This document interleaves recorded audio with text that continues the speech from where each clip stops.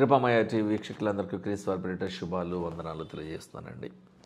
నీ ఎదుట శాపమును ఆశీర్వాదమును ఉంచుతున్నాను, నీకు ఏది కావాలో అది తీసుకో, చాయిస్ ఈజ్ యువర్స్ అంటున్నాడు దేవుడు. ద్వితీయోపదేశకాండము 11వ అధ్యాయము 26 నుంచి 28 వరకు ఉన్న సందర్భాన్ని వినిపిస్తాను మీకు. నేడు నేను మీ ఎదుట దీవెనను శాపమును పెట్టుచున్నాను. రెండున్నాయి, దీవెన ఉంది, శాపము ఉంది, బ్లెస్సింగ్ ఉంది, కర్సు కూడా ఉంది. నేడు నేను మీకు ఆజ్ఞాపించు మీ దేవుడైన యెహోవా ఆజ్ఞలను మీరు వినిన ఎడల దీవెన. అండర్లైన్ చేసుకోవాలి. దేవుని ఆజ్ఞలను మీరు వినిన ఎడల దీవెన అంటే వింటే ఆశీర్వాదం. ఇలా రాసుకోండి, ఈజీగా అర్థమవుతుంది. వింటే ఆశీర్వాదం, దేవుని మాట వింటే మీకు ఆశీర్వాదము. మీ దేవుడైన యెహోవా ఆజ్ఞలను వినక నేడు నేను మీకు ఆజ్ఞాపించు మార్గమును విడిచి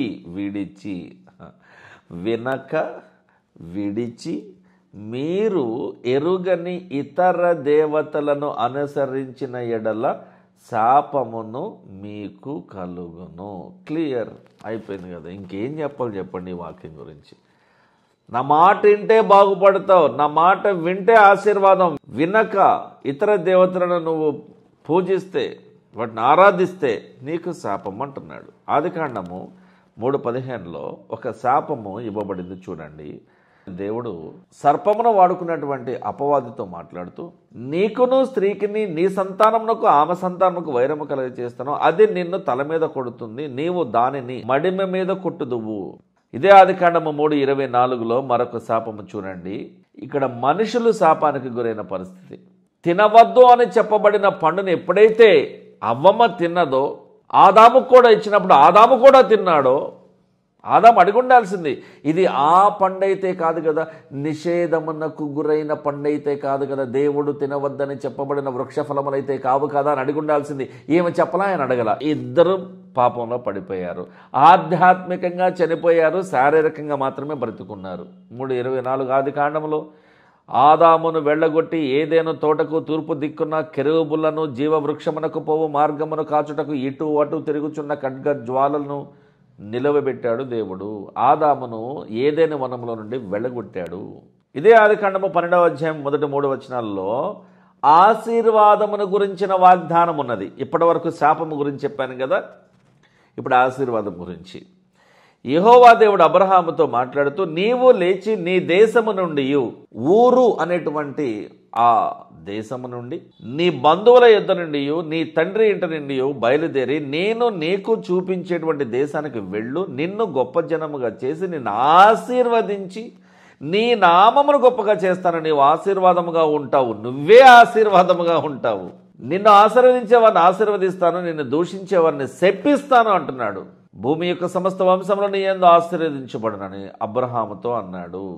ఆశీర్వాదమును గురించినటువంటి ఒక వాగ్దానము. దేవునికి విరోధముగా మనిషి చేసినటువంటి పాపము, దేవుని పట్ల మనిషి చూపించినటువంటి అవిధేయత మోషే ద్వారా ధర్మశాస్త్రము ఇవ్వబడేలాగా చేసింది. వాస్తవానికి మనకి ధర్మశాస్త్రం వచ్చేది కాదు.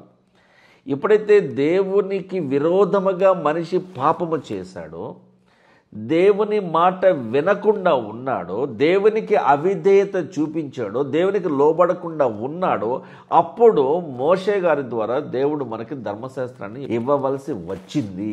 ఇదిగో ఇలా చేయండి, ఇలా చేయకూడదు, ఇది తినండి, ఇలా తినకూడదు, ఇది తినకూడదు, ఈ జంతువులను తినొచ్చు, ఈ జంతువులను వద్దు అని అన్నాడు.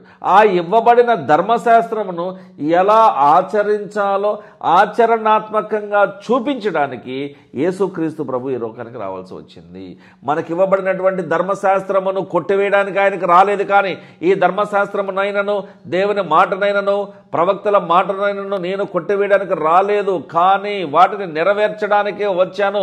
ఇదిగో మాదిరికరంగా ఎలా బ్రతకాలని యేసుక్రీస్తు మన కొరకు ఈ లోకానికి వచ్చి ఎలా బ్రతకాలో చూపించి మనల్ని పాపము నుండి నరకము నుండి తప్పించడానికి ఆయన తన ప్రాణాన్ని పెట్టి వెళ్ళిపోయాడు కదండి. శాపము ఉంది, ఆశీర్వాదం ఉంది.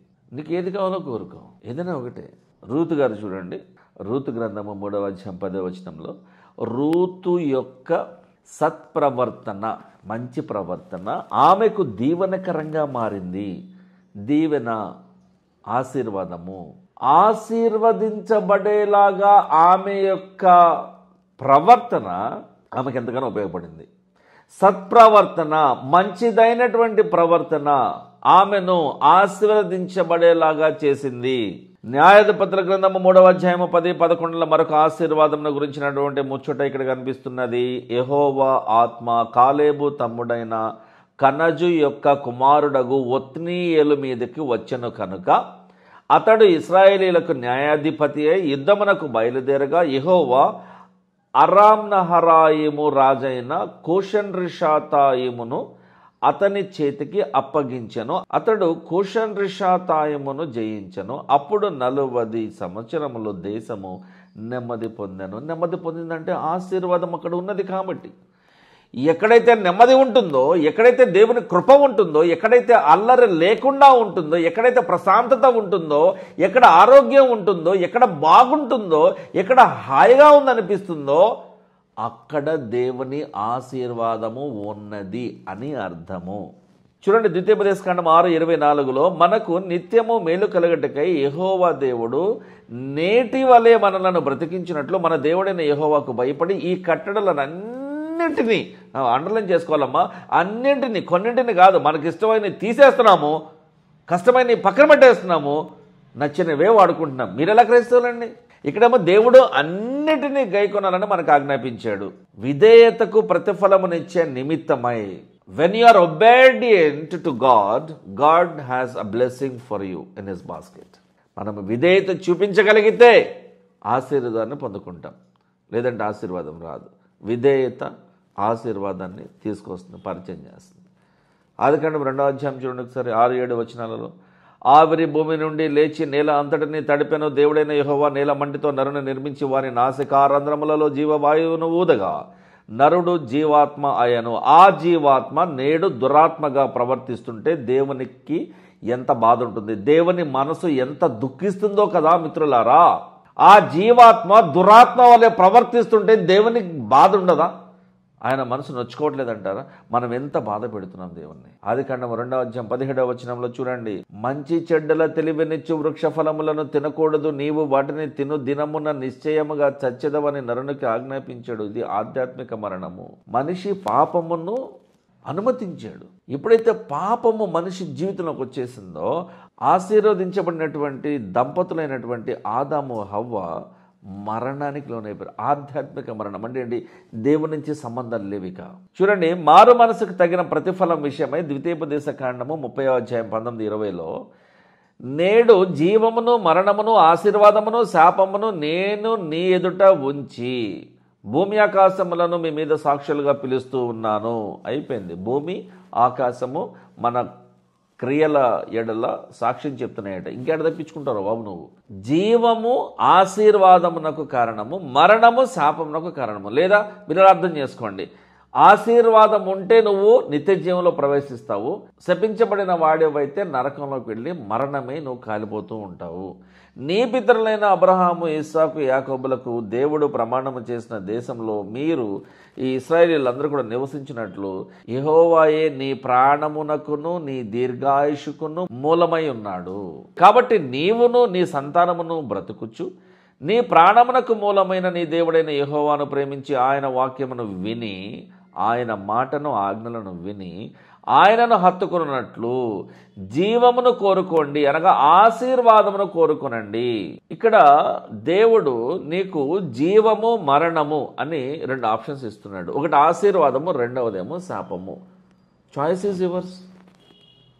పేతురు గారు తన మొట్టమొదటి పత్రికలో 1వ అధ్యాయం 15-16లో మీరు విధేయులగు పిల్లలై, దేవునికి విధేయత చూపించేటువంటి విధేయులగు పిల్లలై మీ పూర్వపు అజ్ఞాన దశలో మీకు ఉండిన ఆశలను అనుసరించి, లోకాశలను అనుసరించి నడవక ప్రవర్తించక మిమ్మల్ని పిలిచినటువంటి దేవుడు పరిశుద్ధుడై ఉన్న ప్రకారము మీరు కూడా సమస్త ప్రవర్తన యందు పరిశుద్ధులై ఉండండి. విధేయత ఆశీర్వాదమును తీసుకుని వస్తుంది. ఆశీర్వాదము అనగా పరలోకము, అవిధేయత శాపమును తీసుకొస్తుంది. శాపము అనగా నరకము. దేవుడు మనకి 2 ఆప్షన్స్ ఇచ్చాడు. నా మాట విని బ్రతుకుతావా, మాట వినక చస్తావా, నీ ఇష్టం అన్నాడు. ఇప్పుడు కూడా అదే, ఎప్పటికీ ఇదే. యేసుప్రభు రెండో రాకడ వరకు ఇదే బోధ నడుస్తుంది, ఏ మార్పులు ఉండవు. చిన్న ప్రార్థన. ప్రేమగల దేవ, కనికరమగల తండ్రి, నీ వాక్యపు వెలుగులో నడవడానికి అర్హత లేని వారమైనప్పటికీ నీ కృప చొప్పున, నీ కనికరమ చొప్పున, నీ వాక్యపు వెలుగులో మేము నిలిచి ఉండడానికి మాకు ఇచ్చిన అవకాశాన్ని బట్టి వందనాలు ప్రభువా. నిన్ను స్తుతించేటువంటి గొప్ప అవకాశం మాకు ఇచ్చిన విషయాన్ని బట్టి సంతోషిస్తున్నాం నాయన. మేము పొందిన ఈ గొప్ప రక్షణ వీలైనంత మందికి చాటి చెప్పాలని కృపామయ టీవీ అనేటువంటి ఈ సోషల్ మీడియా ఛానల్ ద్వారా వీలైనంత మందిని కలిసే ప్రయత్నం చేస్తూ ఉండగా మా ప్రయత్నం అంతట్లో మా జ్ఞాపకం చేసుకుని మా పరిచయాలను మీరు దీవించి ఆశీర్వదించండి ప్రభువా. ఎంతోమంది సంఘ కాపర్లు పేదవారై ఉంటూ ఉన్నారు. చిన్న సంఘాలు నడిపిస్తూ చిన్న మందం మాత్రమే ఉంటూ ఉండగా వారికి చాలన్నటువంటి అర్పణలతో వారు ఉంటూ ఉండగా అటువంటి చిన్న చిన్న సంఘాలను ఆదుకునే ప్రయత్నంలో భాగంగా ఎంతోమంది సహకరించాలనే ప్రయత్నం చేస్తూ ఉన్నారు ప్రభువా. మా చేతనైనంత మట్టుకు మేము కూడా సహాయం చేయాలని ఆశపడుతూ ఉండగా వాక్యంను పంచుకునే విషయమై, ఆర్థికంగా సహాయం చేసే విషయమై మేము కూడా ముందుకు రావాలని ఆశపడుతూ ఉండగా మాకు సహాయం చేయండి. ఈ కార్యక్రమాన్ని వీక్షిస్తున్న ప్రతి ఒక్కరి మనసుని మీరు మార్చండి ప్రభు. నిజమైనటువంటి రూపాంతరంలోనికి మేమందరం కూడా నడిపించబడే విషయమై మాకు సహాయం చేయమని యేసుక్రీస్తు వారి పరిశుద్ధ నామంలో ఈ ప్రార్థన అడిగి వేడుకుంటున్నాం తండ్రి. ఆమేన్. Thank you.